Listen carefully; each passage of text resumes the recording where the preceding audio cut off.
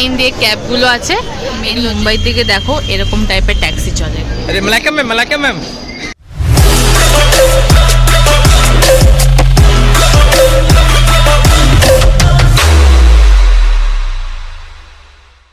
So hi my viewers from Mumbai. আজকে হচ্ছে কি মানডে, 8:30 বাজে। 6টার সময় বেরোনোর কথা, বাট অ্যাজ ইউজুয়াল লেট হয়ে গেছে। এখন যেহেতু বাড়িতে বসে লেট নাইট পর্যন্ত কাজ করতে হয় না, তো সকাল সকাল ওঠার অভ্যাসটা চলেই গেছে প্রায়। তো অনেকদিন ধরেই প্ল্যান করেছিলাম যে সিদ্ধিবিনায়ক যাবো। এতক্ষণ সামনের দিকে তোমরা জেনেই গেছো, ওয়ার্ক চলছিল বলে সেটা তখন আর যাওয়া হয়ে ওঠেনি, আর মন্দির বন্ধও ছিল। পালও আমার সাথে যাবে, তো ওর আজ এখন নাইট শিফট চলছে, তো ওর আজকের দিনটা আর কি হবে, কেন কি রবিবার দিন রাত্রেবেলা ঘুমাতে পেরেছে, তো সোমবার দিন যেতে খুব একটা কষ্ট হবে না। তাই জন্য ও বললো যে আজকের দিনটাই চল, দুজনে মিলে গিয়ে দর্শন করে আসি। তো চলো, তোমরাও চলো আমার সাথে। এই হচ্ছে আজকে আমার লুক, লং স্কার্ট আর একটা টপ, একদম কমফি জামা কাপড় পরেছি। আর কুর্তি ফুর্তি আমি আনতেই ভুলে গেছি বাড়ি থেকে, তো সেগুলো সেভাবে নেই, বাট এই জামাটা পেয়ে গেছি একদম ভালো মতন। আর এখানে যে কুর্তিগুলো ছিল সেগুলো আমার গায়ে এখন আর হচ্ছে না, যেহেতু বাড়ি গেছিলাম তো সুন্দর একটুখানি ওয়েট গেন তো করেইছি, তো এখন আর হচ্ছে না। বাট এটা ঠিক আছে, আই গেস মন্দিরে যাওয়ার জন্য পারফেক্ট। যতই চেষ্টা করে না, ঠিক আছে, যে সেজে গুজে সুন্দর একটা স্লিং ব্যাগ নেবে, সেটা হবে না। ট্রেনে ট্রাভেল করতে গেলে তোমাদেরকে এরকম একটা ব্যাগ ক্যারি করতেই হবে। আর আজকে ওয়েদারটাও বেশ ভালোই আছে, বাট একটু গুমোট, রোদ্দুর তো ওঠেনি, তো আশা করি খুব একটা অসুবিধা হবে না। তো চলো, এখন যাব নেরুল, দেন ওখান থেকে ট্রেন ধরে থানে, দেন ওখান থেকে ট্রেন ধরে আবার দাদার। তো তার মাঝেই একটা স্টেশন থেকে পাল আমাকে জয়েন করবে।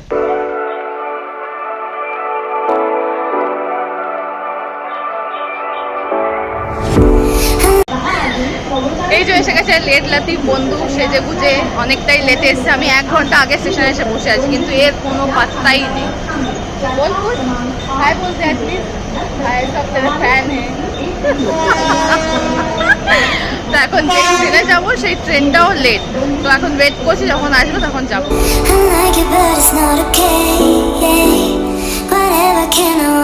তো এসে গেছি দাদারে নেমে ওয়েস্টের দিকে আসবে। কাউকেও জিজ্ঞেস করবে সিদ্ধিবিনায়ক মন্দিরে যাওয়ার অটো বাস কোথায় পাওয়া যায়, তো তোমাকে গাইড করে দেবে। প্রচন্ড গরম, তাই জন্য একটুখানি গলা ভেজা। স্টেশন থেকে এখান থেকে বেরোবে, আর এই যে এখানেই দেখো এই যে লাইন দিয়ে ক্যাবগুলো আছে, এগুলো হচ্ছে শেয়ারিং ক্যাব।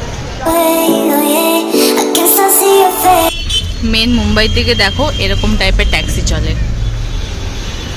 এই যে এসে গেছি আমরা, এই যেখানে মন্দির, এখন এইখানে যাব ডালা নেব। এই যে এরকম পাশে প্রচুর এরকম দোকান আছে যেখান থেকে তোমার ডালা নিতে পারো। এখানে এরকম দেখো ফুল নিয়েও বসে, এটা ঠাকুরকে মেনলি দিতেই হয় আর কি, চড়াই।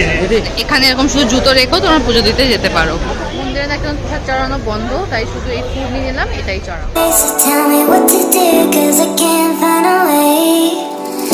হয়ে গেছে আমাদের পুজো দেওয়া, 12টার সময় ঢুকেছিলাম, এখন বাজে 1:30। ম্যানেজমেন্ট এতই ভালো যে খুব স্মুথলিভাবেই সব হয়ে গেছে। এখন তো সকাল থেকে কিচ্ছু খাইনি, তাই খুব খিদে পেয়ে গেছে। একটা দোকানে এসেছি, এখান থেকে ফ্র্যাঙ্কি খাবো, আমিও ফ্র্যাঙ্কি খাবো, আর পালও ফ্র্যাঙ্কি খাবে। পাল গেছে একটু ওয়াশরুমে, তো আমি আপাতত বসে আছি এখানে। ওখানে ভেতরেই মহাপ্রসাদ পাওয়া যায়, 30 টাকা করে প্যাকেট, আমার 2খানা করে লাড্ডু আছে, তো সেটাই 2 প্যাকেট নিয়েছি। একটা আমার, একটা হচ্ছে গিয়ে বৌদিদের দিয়ে দেবো। বাইরে থেকেও তোমরা প্রসাদ নিয়ে যেতে পারো, মানে বাইরে বেরানোর পর নিয়ে যেতে পারো, সেটা শুধু এখনের জন্যই প্রবলেম। বা অন্য টাইমে কিন্তু তোমরা প্রসাদ নিয়ে পুজো দিতে পারো, বাট এখন সেটা বন্ধ আছে আপাতত। আর ভিতরে প্রচুর হাই সিকিউরিটি, তাই জন্য কিচ্ছু ভিডিও করা অ্যালাউড নেই, মানে ফোন সুইচ অফই করে দিতে হবে। তো আমি মানে রিস্ক নিয়ে এসব আর কিছু করিনি, কারণ আমারও মনে হয় যে কান্ট্রির সেফটিটা আগে আমার কাছে, তো আমি তাই জন্য ব্লগ টক ওখানে কিছু করিনি, একদম বাইরে বেরিয়ে তারপর তোমার সাথে কথা বলবো। এই হচ্ছে আমার ভেজ চিজ ফ্র্যাঙ্কি, আর এই যে এখানে আরেকজন খাচ্ছে। कैसा है? मतलब भूख के पेट में जो मिले वही अच्छा। আমাদের এত খিদে পেয়ে গেছে, তাই আবার একটা পিৎজা অর্ডার করেছি। গরমে জাস্ট আলু সেদ্ধ হয়ে গেছে, তো এখন আবার লাইনে দাঁড়িয়েছি। এই দেখো মন্দিরের ঠিক অপোজিটে আবার যেরকম শেয়ারিং ক্যাবে এসেছিলাম, সেরকম আবার শেয়ারিং ক্যাবেই চলে যাবো।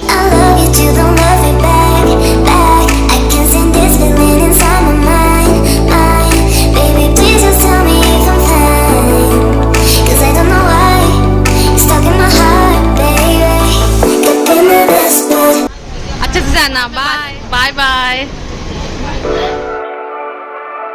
বাড়ি ফিরেছি ওই 5টা নাগাদ, এখন বাজে 7টা। তো একদম পুরো ফ্রেশ হয়ে গেছি, স্নান ধান পুরো কমপ্লিট করেছি, বিকজ এতটাই বাজে আজকে গরম যে স্নান না করে থাকা যাচ্ছিলই না। ভেবেছিলাম রোদ ওঠেনি তো ভালো হবে, কিন্তু সেটা তো হলো না। বাট যাই হোক, আর আজকে আমি যতটা পেরেছি ভিডিওতে ডিটেলসে বলে দিচ্ছি কতক্ষণ টাইম লাগে, কতটা কি কস্টিং পড়ে, সমস্ত খাবার দাবারের কিরকম কি দাম, সেগুলো আমি সব ভিডিওতে অ্যাটাচ করে দিয়েছি।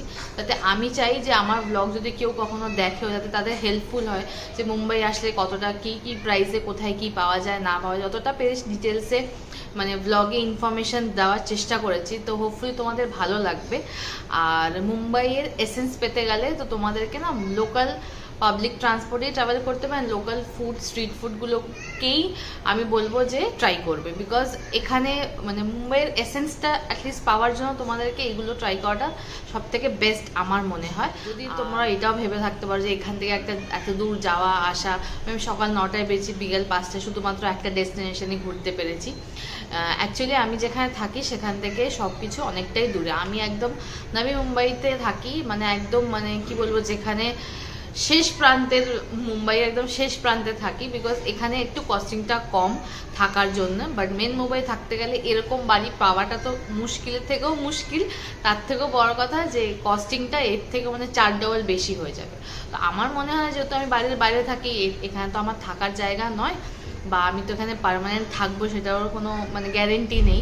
তো সুতরাং কেন এত টাকা বেশি ভাড়া দিয়ে থাকবো, তো একটু কষ্ট করে এখানে থাকি। আর আমার মনে হয় যে এই ভাড়াতে এত বড় একটা ভালো জায়গায় থাকাটা, এটা আমার মনে হয় বেস্ট। এই হচ্ছে গিয়ে প্রসাদের প্যাকেটটা, যেটা সিদ্ধিবিনায়ক মন্দির থেকে নিয়েছি। এটাই 30 টাকা করে প্যাকেট। এখানের মধ্যে দেখো এরকম 2টো লাড্ডু আছে, আমি এখনো পর্যন্ত খাইনি, তোমাদের দেখাবো বলে। এরকম টাইপের প্যাকেট তোমরাও নিতে পারো। তো আজকের ব্লগে যদি কিছু ভালো লেগে থাকে লাইক শেয়ার এন্ড সাবস্ক্রাইব করে দিও। তো this is Piu Datta signing of.